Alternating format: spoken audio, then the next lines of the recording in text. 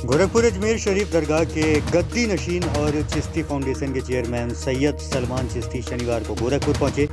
UNO द्वारा शांति दूत के तौर पर सम्मानित सलमान चिश्ती अब तक 110 देशों में भारत का प्रतिनिधित्व कर चुके हैं। गोरखपुर आगमन पर उन्होंने स्थानीय लोगों के साथ मुलाकात कर अमन, मोहब्बत और इंसानियत का संदेश साझा किया।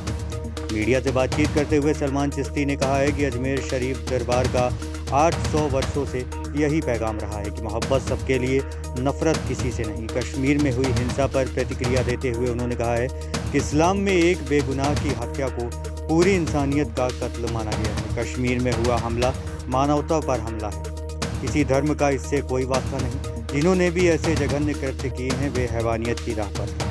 ऐसे दरिंदों को सख्त से सख्त सज़ा मिलनी चाहिए ताकि भविष्य में कोई भी इस तरह की बर्बरता करने की हिम्मत न कर सके। पाकिस्तानियों के लिए वीज़ा बंद करने के फैसले पर सलमान चिश्ती ने कहा है कि हम भारत सरकार के साथ खड़े हैं और आतंकवाद मानवता पर कलंक है और इसे जड़ से मिटाना बेहद ज़रूरी है। दुनिया के तमाम लीडर्स भी इस संकल्प में हमारे साथ हैं।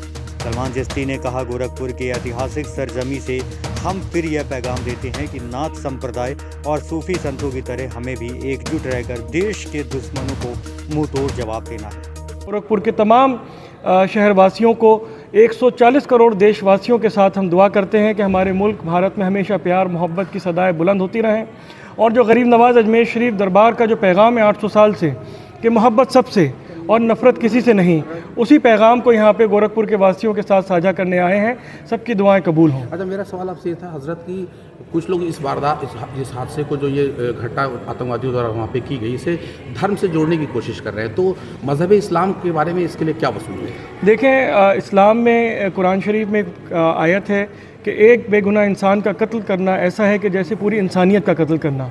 तो हमने जो अजमेर शरीफ में भी हमारा एक जो वहाँ से हमने मैसेज और वहाँ से प्रेस कॉन्फ्रेंस के अंदर जो हमने रिलीज़ करा था वो यही है कि ये जो अटैक है ये सिर्फ इंसानी भारतीयों पे नहीं बल्कि पूरी मानवता इंसानियत के ऊपर ये अटैक है। और जिन लोगों ने भी इसमें जो अटैक करा है ना तो किसी धर्म से इनका ताल्लुक़ है ना इंसानियत से ताल्लुक़ है, ये हैवान लोग हैं, ये हैवानियत के ऊपर उतरे हैं। जिस तरीके से वहाँ पर आइडेंटिफाई करके नाम पूछ के और धर्म पूछ के वहाँ पर जो अटैक किए गए ये इंसानियत के बिल्कुल ख़िलाफ़ है और ऐसे लोगों को सख्त से सख्त सज़ा मिलनी चाहिए ताकि दोबारा कहीं भी दुनिया के अंदर इस तरह की बर्बरता नज़र ना आए और इंसानियत पे कोई हमला ना कर सके। सरकार ने पाकिस्तानी सारे वीज़े को ख़त्म कर दिया, निरस्त कर दिया है, जबकि बहुत बड़े तादाद में जायरीन जो है पाकिस्तान से अजमेर शरीफ आते हैं। इस हालात में ऐसे अब आप क्या कह रहे हैं, उन जायरीनों के लिए क्या? देखिए, आम दिनों में तो इतनी बड़ी तादाद में नहीं आते हैं, लेकिन 140 करोड़ देशवासी हुकूमत के हर फैसले के साथ खड़े हैं।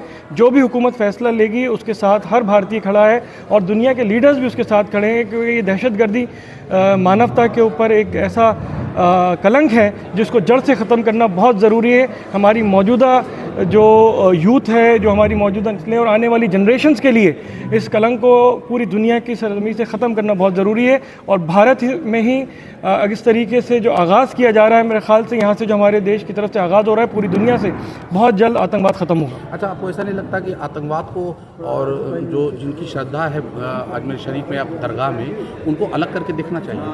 देखिए, अजमेर शरीफ ऐसी बारगाह है, दरगाह अजमेर शरीफ जो है जिसमें हर मज़हब के लोग आते हैं, हिंदू मुस्लिम सिख ईसाई। तो अजमेर शरीफ का पैगाम हमेशा से अमन का रहा है और जहाँ तक आतंकवाद है उसका हम कहें कि किसी भी मज़हब से दूर दूर तक कोई ताल्लुक़ नहीं है, इंसानियत से कोई ताल्लुक़ नहीं है। आप किसी मज़हब की तो बात दूर की बात है, इंसानियत से किसी भी आतंकवादी का ताल्लुक़ नहीं है। उनको सख्त से सख्त सज़ा मिलनी चाहिए और यही हमारी हुकूमत हिंद से पूरी दुनिया के लीडर से भी हम अपील करते हैं। मेरा आखिरी सवाल आपसे ये है कि हमेशा दरगाह अजमेर से जो है मोहब्बत का पैगाम दिया गया है सभी मज़हबों के लिए।